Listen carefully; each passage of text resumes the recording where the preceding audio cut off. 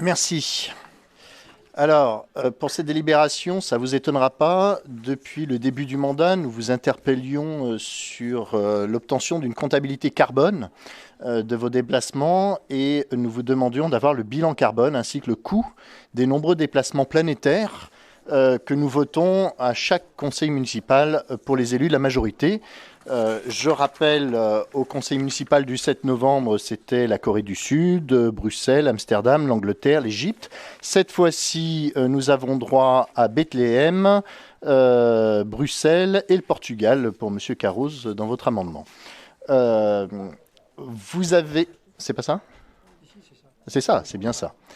Vous avez enfin daigné nous fournir quelques premiers éléments avec un tableau qui recense le bilan carbone du voyage à Bethléem que nous allons voter dans cette délibération, ainsi que le bilan de 3 voyages sur 5 votés au conseil municipal de novembre. 3 sur 5. On ne citera pas les mauvais élèves, mais on espère l'avoir au prochain. Il apparaît donc que le bilan carbone des 4 voyages dont vous nous fournissez les éléments, en ne comptant d'ailleurs que le transport, s'élève à plus de 3300 kg de CO2. Ce chiffre représente plus de 40% du bilan carbone moyen d'un Français. Bravo. Et nous ne parlons que des voyages recensés en l'espace de 2 conseils municipaux. Vu leur impact sur la planète, vous comprendrez donc pourquoi je renouvelle avec force notre demande d'avoir accès à un compte-rendu détaillé de ce que chacune de ces missions a apporté à la ville.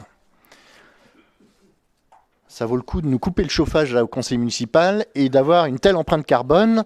C'est pas comme ça qu'on décarbone, enfin en tout cas que vous arriverez à une neutralité carbone.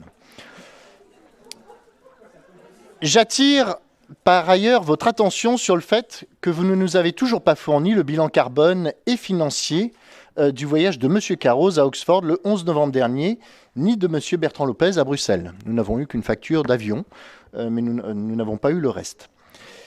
Ni celui de votre déplacement en Égypte pour la fameuse COP27. Je peux continuer ou... On peut ? Merci. Donc, ni celui de votre déplacement en Égypte pour la COP27, et ce serait intéressant de connaître l'impact sur la planète de ce déplacement, dont nous ne comprenons d'ailleurs pas l'intérêt, puisqu'ils sont, je vous cite, très frustrants, qu'il y a à la COP une forte présence de lobby et que vous concédez que ce n'est vraiment pas efficace. Voilà. Sur la question des coûts, vous ne nous avez fourni que le coût des transports pour les déplacements. Je vous le redemande. Nous aimerions connaître le coût total, hébergement compris et facture à l'appui.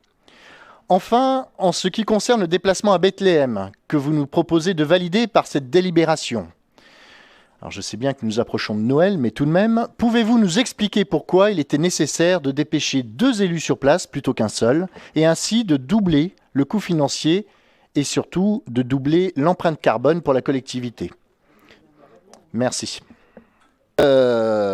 Alors, au niveau du vote, nous allons nous abstenir sur cette délibération parce qu'on entend bien tous les efforts que vous avez faits depuis 2014. On ne demanderait qu'à vous croire, sauf que la seule fois où vous nous transmettez le bilan carbone, eh ben, c'est pas bon. Alors, en fait, ça nous choque parce que lorsque l'on fait la leçon à la France entière, lorsqu'on demande des efforts effroyables à nos concitoyens grenoblois dans le cadre de la ZFE, où on veut aller plus vite que la musique, encore plus vite que la musique, forcément, on se doit d'être exemplaire et modélisant. Et là, vous ne l'êtes absolument pas. Là, vous ne pouvez pas demander ces efforts-là. C'est une explication de vote, monsieur. Oui, c'est une explication de vote. Oui, non, et c'est pourquoi nous allons nous abstenir sur cette délibération compte tenu de votre empreinte carbone qui est déraisonnable et qui n'est pas exemplaire. Merci.